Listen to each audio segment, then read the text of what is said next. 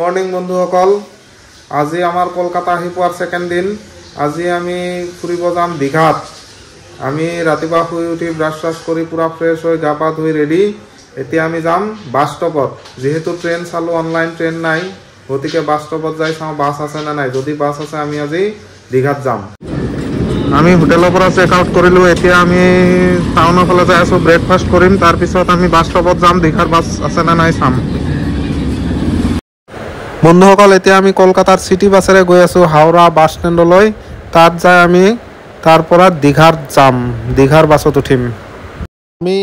আমি হাওৰা ব্ৰিজৰ ওপৰেৰে পাৰ হৈ আছো হাওৰা বাছ ষ্টপলৈ।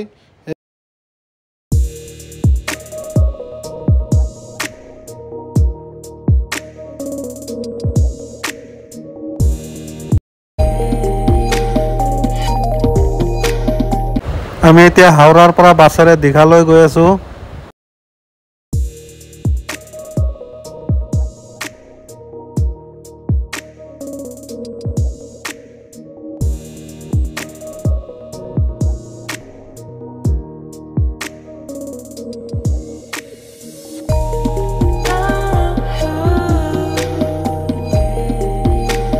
বন্ধুসকল চাওক, ঘৰৰ চালবোৰ কিহেৰে বনাইছে। এইবোৰ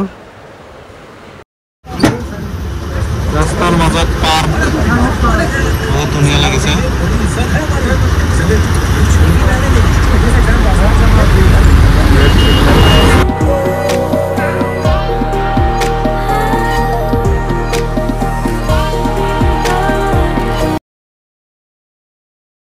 বন্ধুসকল, আমি 6 ঘণ্টা এইখন বাছেৰে যাত্ৰা কৰি হাওৰাৰ পৰা আহি পালো দীঘা ষ্টেচন, অল দীঘা। এতিয়া আমি বিচৰ ফালে যাম। আমি বাছৰ পৰা নামি এতিয়া বিচৰ ফালে খোজকাঢ়ি যাই আছো। এই আগে আগে মুস্তাফিজুৰ আৰু আশৰাফ খোজকাঢ়ি যাই আছে। একদম অৱস্থা বেয়া হৈ গ'ল। কিমান ঘণ্টা জাৰ্ণি কৰিলো? 6 ঘণ্টাৰ ওপৰত ন? হাওৰাৰ পৰা দীঘা আহি পাওঁতে আমাৰ বাছত 6 ঘণ্টা লাগিল।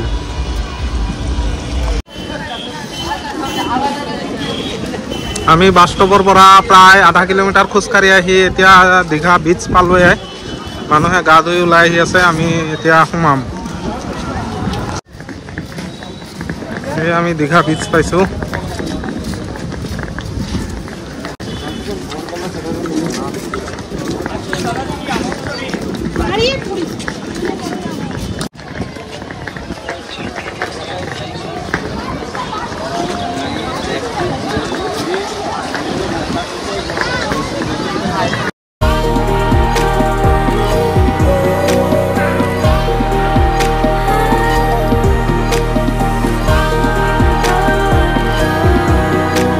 বন্ধুসকল, আমি এয়া সাগৰৰ পাৰত আহিছো। এই তাতে ভিৰ আছে আৰু পানী কম আছে, তাতে আমি নামিম। এয়া মুস্তাফিজুৰ আগে আগে গৈ আছে। মুস্তাফিজুৰ আমাৰ মাৰ্গদৰ্শক, ৰাস্তা দেখাই দেখাই লৈ যাই আছে।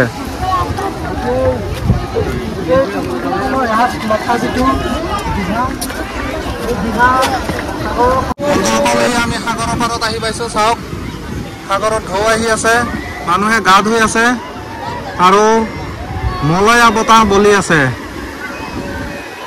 যিফালে চাব সিফালে পানী, চাৰিওফালে পানী আৰু পানী। এতিয়া আমি অলপ তলত নামি গা ধুম। বন্ধুসকল, এয়া আমি সাগৰৰ পাৰলৈ নামি যাই আছো, সাগৰৰ ওচৰলৈ, একেবাৰে ঢৌৰ ওচৰলৈ।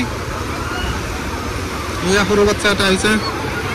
আমি শিলৰ ওপৰেৰে খোজকাঢ়ি কাঢ়ি সাগৰৰ ওচৰলৈ গৈ আছো।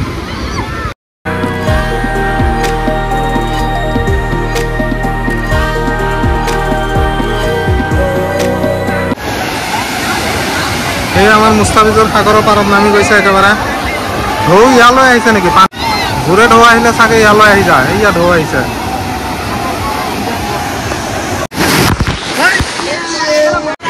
এই আমাৰ মুস্তাফিজুৰ নামি গৈছে পানীত। জোৰে ঢৌ এটা আহিছে, চাব কিমান দূৰলৈ আহে। পুৰা ভিজাই দিছে। এই আৰু এটা জোৰে ঢৌ আহিছে, জোৰে ঢৌ এটা আহিছে। মুস্তাফিজুৰ পলাইছে ঢৌ চাই। একেবাৰে ভিজাই দিছে মোক। এই আকৌ জোৰে ঢৌ আহিছে এটা।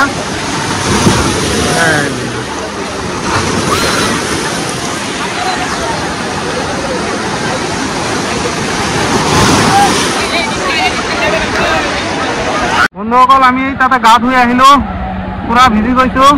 এই চাওক মই ভিজিছো, এই আমি তিনিজনে ভিজি গৈছো। আমি ভিডিঅ'টো বনাব পৰা নাই গা ধোৱা, কাৰণ মোবাইল পকেটত আছিল। পানীত মোবাইল ল'ব পৰা নাই, মোবাইল চোবাইল লৈ যাব।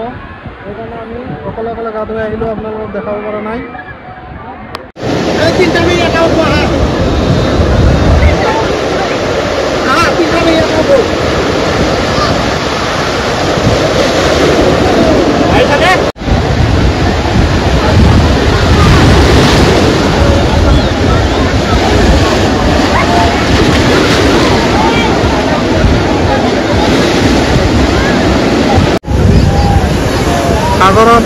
সাগৰৰ পৰা নামোতে সুবিধা, কিন্তু উঠোতে পাথৰবিলাক চাই উঠিব লাগে। ক'ৰবাত ভৰি লাগি গ'লে একেবাৰে ভৰি ছিঙি যাব, ছাল ছিঙি যাব। আশ্ৰমত ছাল ছিঙি গৈছে।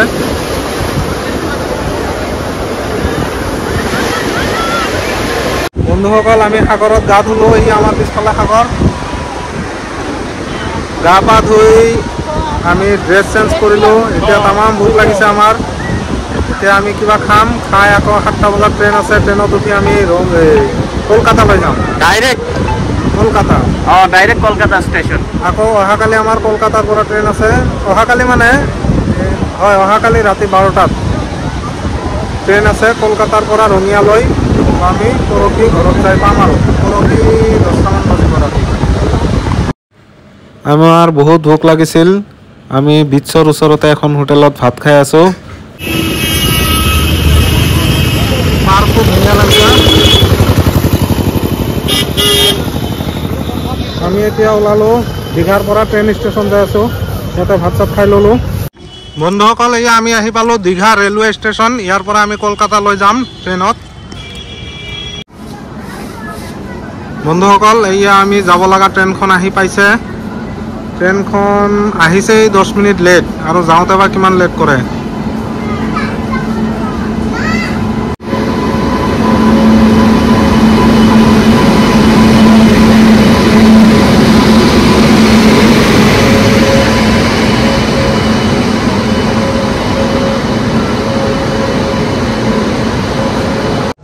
বন্ধুসকল আমি এটা 9ত আহি পালোঁ কলকাতা ষ্টেচন। দীঘাৰ পৰা কলকাতা আহোঁতে প্ৰায় 5 ঘণ্টা সময় লাগিল। তো এতিয়া আমি হোটেল বিচাৰিম।